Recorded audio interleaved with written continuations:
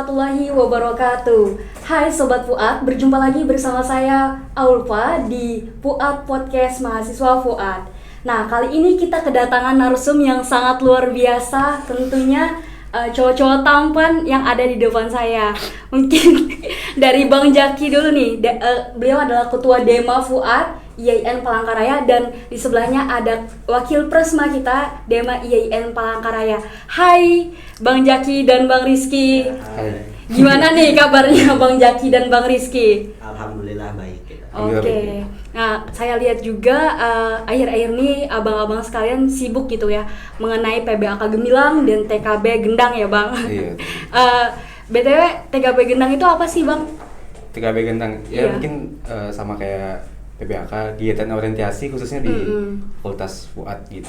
TKB Oke, Gendang. sama aja mungkin ya dengan Iya, PBAK sama. Gemilang, tapi itu dalam lingkup semuanya. Institut, Ya, iya. institut ya Bang. Akhir-akhir ini apakah ada kegiatan yang sangat luar biasa gitu dari kegiatan Abang? Mungkin kayak event-event, mungkin dari Bang Rizky Rizky dulu ya. Oke, jadi dari Dema Institute kemarin kita sudah menyelesaikan yang namanya PBAK Gemilang ya. Jadi setelah ini kita akan ada lagi proyek yang kita laksanakan untuk tingkat institut, yang mana November nanti kita sudah habis sebenarnya masa jabatan. Jadi Oke. Oktober kita akan mengadakan satu event besar lagi, yaitu namanya LTC. LTC, apa itu Bang? 4.0 tahun ini. Jadi LTC itu adalah Leadership Training Camp, atau kalau kita lebih kenalnya adalah latihan kepemimpinan. Nah, jadi kan kemarin itu sempat vakum kan. Nah, jadi tahun ini harus Iya. kita adakan kembali walaupun di masa pandemi. Jadi latihan kepemimpinan di tingkat institut. Itu apakah online apa offline itu Bang? Oke ya. Untuk konsep kegiatan akan kita upayakan offline kegiatannya, Oke. karena mengingat untuk doktrin pergerakan mahasiswa dan tentang kemahasiswaan itu harus kita sampaikan kembali. Iya, benar Iya, banget. jadi kita upayakan akan offline nanti kegiatannya. Iya. Kalau misalnya dari Bang Jaki sendiri nih. Ya, kalau di Fuad sendiri sehabis kegiatan Taaruf Keluarga Besar Gendang kemarin, Iya. kita lagi mempersiapkan kegiatan Fuad Expo.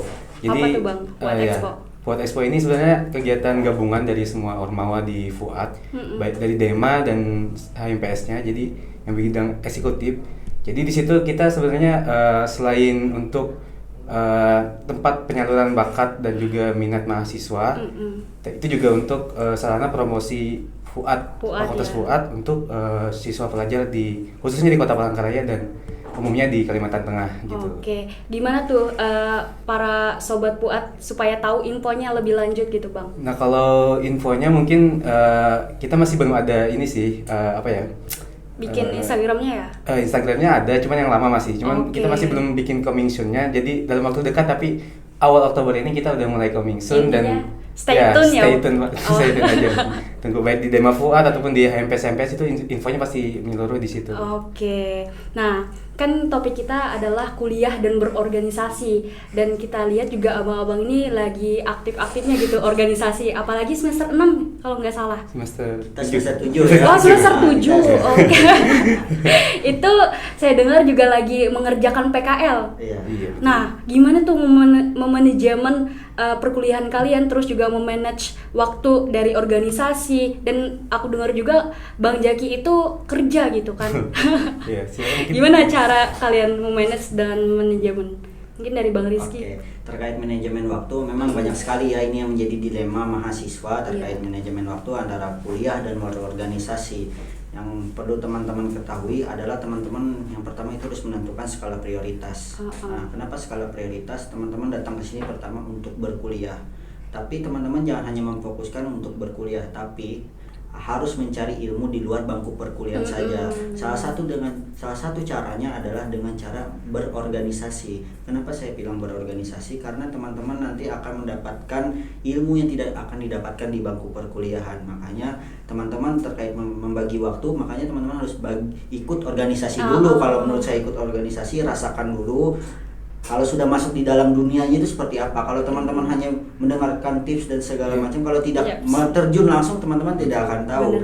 Makanya teman-teman harus terjun langsung biar tahu bagaimana memanajemen waktu. Secara tidak langsung nanti akan mengalir, karena sesuatu yang terpaksa nanti akan menjadi terbiasa. Nah, itu sih yang selalu saya sampaikan kepada kawan-kawan mahasiswa yang mana nanti terpaksa akan menjadi terbiasa. Terbiasa. Gitu. Iya. Intinya harus masuk dulu gitu organisasi. Iya betul, setuju banget sama Bang Bang Rizky. Oke. Ya, karena kalau ilmu manajemen waktu itu kita harus terjun dulu masuk, memang harus masuk ke situ. Dan kadang memang itu yang menjadi ketakutan sebagian mahasiswa untuk tidak berorganisasi katanya. Tapi sebenarnya kalau untuk manajemen waktu ya kita itu ilmu yang menurut saya itu dilalui dulu, terjun ke dalam situ dulu, baru kita dapat tentang ilmu manajemen waktu itu. Menurut aku seperti itu sih. Oke. Karena kalau nggak ada prioritas yang dibagi ya apa gitu kan, misalnya dalam organisasi gitu kan, kita bisa bagi prioritas yang seperti kata. Ada nggak sih yang kalian korbankan? Kan banyak banget tuh yang abang-abang ikuti waktu ya mungkin. Iya, waktu. Ya. Cara abang, misalnya nih kan abang sendiri pastinya kekurangan waktu tidur apa segala macam itu sangat membuat abang putus asa nggak sih gitu dalam berorganisasi, atau malah membuat abang semakin membara lagi gitu dalam berorganisasi? Gimana sih? Misalnya mungkin dari Bang Rizky sendiri. Untuk apa yang harus dikorbankan, tentu ada yang dikorbankan ketika kita memilih untuk salah satunya berjuang di jalan organisasi pada saat berkuliah ini. Yang pertama adalah kita harus berkorban yang namanya waktu. Tentu waktu itu sangat kita korbankan. Pertama waktu kuliah, waktu ngobrol atau ketemu dengan teman-teman yang biasanya teman-teman nongkrong itu dikorbankan. Kedua adalah waktu dengan keluarga. Karena kita hari ini memimpin atau di kampus, kita kan perantauan nih, otomatis kita liburnya jadi lebih sedikit. Paling kita balik itu kalau hari raya, kalau ada libur dikit baru kita bisa balik. Tapi yang pastinya dengan kita mengorbankan hal tersebut, saya yakin akan ada nantinya akan kita tuai. Karena selelah apapun kita seperti menanam sebuah benih yang nantinya akan kita tuai nantinya. Yang pasti itu sih yang akan kita korbankan, itu waktu, materi, pikiran, itu semua akan kita korbankan. Nah, itu. Malah seharusnya kita dengan seperti itu ya kita harus lebih semangat lagi gitu kan berorganisasi, karena menurut saya organisasi juga investasi buat kita untuk kedepannya. Nah, kan abang-abang sendiri di sini Dema ya, ketua maupun wakil gitu.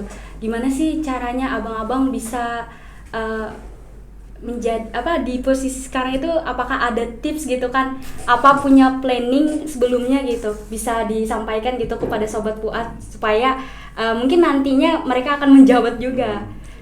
Mungkin dari Bang Jaki sendiri. Kalau dari aku sendiri mungkin banyak lah motivasi untuk menjadi pemimpin itu kan. Yang pasti dalam lingkup kecilnya mungkin memimpin diri sendiri. Nah, jadi kalau menurutku ketika kita sudah mungkin bisa dibilang bisa memimpin diri sendiri dan ada kesempatan untuk memimpin orang lain, jadi menurutku kesempatan itu harus diambil. Maka dari itu ketika langkah-langkah kemarin, apalagi di masa pandemi dan lain-lain aku melihat tuh nggak ada kawan-kawan yang berusaha untuk memimpin kawan-kawan yang lain, memimpin Fuad khususnya gitu kan. Jadi tergerak lah jadi hatinya untuk itu. Kalau dariku mungkin pasti, dan juga aku berpikiran aku tuh harus beda dari yang lain. Jadi salah satunya mungkin aku bisa menjadi pemimpin, bukan yang dipimpin, seperti itu sih kalau singkatku. Kalau misalnya Bang Rizky sendiri gimana? Kalau untuk tips teman-teman yang ingin menjadi pemimpin itu teman-teman harus merubah mindset. Kalau saya itu dari SMA bukan berorganisasi, saya tanamkan mindset adalah saya harus menjadi orang bermanfaat untuk orang lain. Karena sejatinya kita hidup harus bermanfaat kan bagi orang lain. Salah satu cara yang harus teman-teman ambil adalah ya dengan berorganisasi, dengan bertemu dengan orang banyak. Nah, dengan teman-teman ikut organisasi, nanti akan tumbuh nih yang namanya rasa kepekaan. Kepekaan terhadap sekitar, lingkungan sekitar itu akan muncul. Kalau teman-teman hanya diam berkuliah saja gitu, saya rasa tidak akan muncul. Itu adalah salah satu indikatornya. Makanya teman-teman dengan salah satu berorganisasi itu akan menumbuhkan rasa kepekaan, dan ketika berkumpul dengan circle atau lingkungan orang berorganisasi itu akan muncul nantinya kan. Karena salah satu faktor yang mempengaruhi kita hari ini berkembang itu adalah ya faktor lingkungan. Saya rasa ketika kita punya circle yang baik, otomatis kita juga akan ikut circle tersebut. Kalau menurut saya itu. Berarti kalau misalnya nih sobat-sobat Fuad pengen menjadi pemimpin, harus ikut dulu gitu berorganisasi supaya ada tumbuh rasa kepekaan ya Bang. Nah, pernah nggak dengar stigma gini sebelum berorganisasi? Kalau ikut organisasi itu bakalan lambat loh lulusnya, atau bakalan riweh nanti kalau kalian kuliah gitu. Nah, menanggapi hal tersebut gimana cara abang tanggapan mengenai stigma tadi? Kalau misalnya dari Bang Jaki gimana? Kalau menurutku stigma itu nggak sepenuhnya benar sih. Iya. Ya, itu tergantung dari dirinya masing-masing juga yang pasti. Cuman banyak juga kasus di mana dia aktif di organisasi tapi kuliahnya juga bagus gitu. Dia bahkan kamlat gitu kan. Jadi kalau aku sendiri itu tidak bisa menjawab itu karena aku belum lulus ya. Jadi kalau menurutku sampai sekarang ya kuliah aman-aman aja sih selama berorganisasi. IPK juga alhamdulillah masih di atas 3 gitu kan. Jadi menurutku nggak bisa diambil sih stigma itu sepenuhnya bahwa organisasi menghambat perkuliahan, itu tidak bisa sih kalau menurutku. Oke, benar banget. Nah, kalau misalnya Bang Rizky gimana tanggapan mengenai itu? Untuk itu kalau saya punya pemikiran sendiri ya. Jadi kalau kita itu kebiasaan atau yang biasa dari diri kita adalah membuat standarisasi itu melihat orang. Kalau menurut saya adalah kita itu ciptakan jalani kuliah itu menurut versi terbaik kita. Kita itu punya versi terbaik kita dalam menjalani kuliah. Entah itu mau IPK tinggi atau dengan cara berorganisasi aktif atau dengan yang lainnya, kita punya standarisasi masing-masing. Jadi jalani saja kuliah ini menurut versi kalian masing-masing. Entah itu mengganggu atau tidak, semua itu akan kita sendiri yang menjalaninya. Dan alhamdulillah kemarin itu saya pun kemarin nggak tahu kenapa gabut bahasanya kan, kemarin habis PBAK saya ngajukan judul skripsi dan nggak tahu kenapa tiba-tiba keterima di fakultas. Wah, sangat luar biasa. Mungkin itu adalah salah satu keuntungan berorganisasi, kita punya relasi dengan para dosen. Nah, mungkin itu yang harus kita manfaatkan relasi tersebut. Makanya pesan saya kepada teman-teman mahasiswa baru terkhusus adalah jalani saja kuliah ini menurut versi terbaik kalian masing-masing. Jadi jangan dengarkan stigma-stigma negatif mengenai organisasi ya, Bang. Oke. Nah, di sini aku ada 2 pilihan, Abang pilih gitu kan. Terus kenapa Abang pilih itu? Nah, pilihannya adalah apakah Abang milih IPK tinggi tapi soft skill itu kurang, tapi soft skill yang pilihan keduanya adalah soft skill itu banyak tapi IPK kurang. Gimana tuh? Jadi IPK-nya, nah misalnya nih aku punya soft skill tapi IPK ku misalnya rendah 2, berapa gitu kan. Tapi pilihan yang keduanya adalah IPK ku tinggi tapi soft skill ku kurang. Nah, kalau misalnya dari Bang Jaki pilih yang mana? Kalau dari aku mungkin pilih dua-duanya. Maksudnya soft skill kita juga bagus, tapi mereka juga harus dimaksimalkan. Jadi menurutku memang setelah kehidupan kuliah itu banyak soft skill yang harus kita penuhi, kita capai gitu kan, agar di masyarakat, di kehidupan selanjutnya setelah perkuliahan itu bisa bermasyarakat dengan baik ataupun memimpin rumah tangga nantinya gitu kan. Tapi terkait IPK, kalau aku sendiri berpikiran itu bukan menjadi satu-satunya indikator kesuksesan ataupun indikator pencapaian kehidupanku. Jadi kalau IPK ya aku semaksimal mungkin bisa, ya kalaupun sampai 4 ya syukur gitu kan. Ya tapi itu menurutku bukan prioritas banget sih kalau dari aku. Oke, kalau misalnya dari Bang Rizky gimana? Oke, kalau bisa itu ya sebenarnya pengennya dua-duanya gitu ya, Bang. Cuman kalau terkait soft skill atau IPK tinggi, semuanya itu penting. Entah itu mau IPK atau soft skill, semua itu penting karena semua nanti akan menjadi penunjang kita di kehidupan selanjutnya. Tuh, saya rasa penting dua-duanya, saya rasa. Semoga kita bisa ya mencapai itu, apalagi mahasiswa IAIN. Pertanyaan selanjutnya adalah apakah abang-abang ini punya value gitu kan yang bisa di-share ke maba atau sobat puat gitu? Mungkin dari Bang Rizky dulu deh. Motivasi ya bahasanya, motivasi untuk teman-teman nantinya yang berkuliah atau berorganisasi nanti di IAIN ini adalah pertama adalah luruskan niat kalian masuk perkuliahan ini. Luruskan bahwa hari ini kalian itu adalah untuk menuntut ilmu, bukan untuk mencari nilai. Kadang itu yang salah dari kita. Saya selalu ditanamkan oleh orang tua saya adalah kamu jangan cari nilai kalau sudah kuliah atau sekolah, tapi yang harus kamu tekankan adalah mencari ilmu. Jadi ketika teman-teman sudah menanamkan itu, dimanapun teman-teman berada, hakikat teman-teman adalah untuk belajar. Jadi belajar maupun di bangku perkuliah atau di luar bangku perkuliahan. Jadi semua nantinya ketika sudah lulus teman-teman sudah punya bekal nih untuk diri teman-teman semua. Dan juga selalu saya tekankan pada teman-teman adalah ketika untuk mahasiswa baru ya, untuk menunjuk 1 unit kegiatan mahasiswa kata saya kan sebagai apa? Sebagai kendaraan untuk berkontribusi dan berkarya di kampus IAIN Palangkaraya gitu sih. Jadi bisa diimplementasikan ya dari ilmu-ilmu tadi ke masyarakat gitu ya Bang. Kalau misalnya dari Kak Jaki sendiri gimana? Kalau dari aku tuh kadang untuk memulai sesuatu itu ku ingat lagi kata-kata Rasulullah di mana khairun nas anfa'uhum linnas kan. Sebaik-baik manusia itu yang bermanfaat untuk orang lain. Benar banget. Nah, dan untuk bisa bermanfaat itu menurutku kita harus berproses dulu. Kita harus memiliki bekalnya. Jadi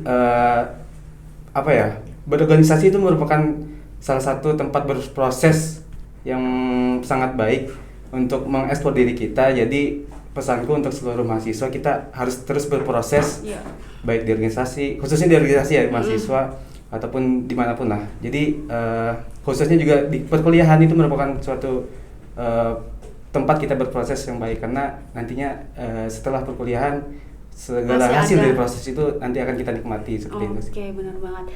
Kasih dong closing statement gitu untuk Sobat Fuad lagi nih supaya lebih semangat kuliahnya, organisasinya. Nggak cuma satu organisasi, kalau bisa ya banyak ya gitu, karena kan banyak organisasi, banyak wawasan juga, banyak relasi gitu kan Bang. Nah kasih dong closing statement gitu. Oke, closing statement dari saya adalah yang perlu teman-teman ketahui adalah ada banyak orang yang ingin berkuliah, tapi tidak semua orang bisa mengenyam pendidikan di perguruan tinggi. Ada banyak sekali pasang mata orang tua yang menangis karena anaknya tidak dapat melanjutkan di perguruan tinggi. Ini membuktikan bahwasanya menjadi mahasiswa itu adalah kenikmatan yang luar biasa. Dan yang harus kita sepakati bersama hari ini adalah untuk mahasiswa di IAIN ya, stop berbicara kita dari fakultas mana, kita dari jurusan mana. Yang harus kita berbicarakan adalah fungsi. Fungsi mahasiswa adalah menebar kebermanfaatan untuk orang lain, dan juga berarti ini adalah tanggung jawab yang besar untuk kita semua. Dan teman-teman harus peduli terhadap sekitar dan jangan pernah apatis pada lingkungan sekitar. Itu sih kalau dari saya. Oke, mantap sekali. Kalau dari Bang Jaki nih? Kalau mungkin aku mengutip lagi kata-kata Najwa Shihab bahwa kita tuh harus memanfaatkan segala waktu kita di dalam perkuliahan. Uang UKT yang kita bayar itu tidak hanya untuk perkuliahan di tatap muka dalam kelas ataupun online gitu kan. Itu kita membayar UKT ataupun membayar uang kuliah, kita membayar situasi di mana kehidupan mahasiswa itu banyak sekali diskusi ataupun ikut organisasi dan lain-lain. Jadi manfaatkan perkuliahan kalian itu dengan sebaik-baiknya. Situasinya pun juga dimanfaatkan dengan sebaik-baiknya. Jangan sampai lengah seperti disampaikan Pak Wapres kita tadi. Itu jadi kita jangan sampai tidak mengikuti unit kegiatan mahasiswa untuk mengekspor diri kita. Seperti itu sih menurutku. Berarti kita harus terjun langsung juga ke organisasi, ke kegiatan mahasiswa, komunitas, terus ya Bang, banyak lainnya. Intinya kita nggak apa-apa gagal di usia muda. Jangan sampai kita menyesal gitu di usia tua. Betul banget. Terima kasih kepada Wapresma maupun Ketua Dema kita Fuad sudah mau meluangkan waktunya di tengah-tengah kesibukan. Jangan lupa tinggalkan jejak dengan cara like, komen, dan subscribe, serta share link supaya kita lebih semangat lagi bikin kontennya. Sampai jumpa di Fuad Podcast. Saya Alfa. Wassalamualaikum warahmatullahi wabarakatuh. Bye bye.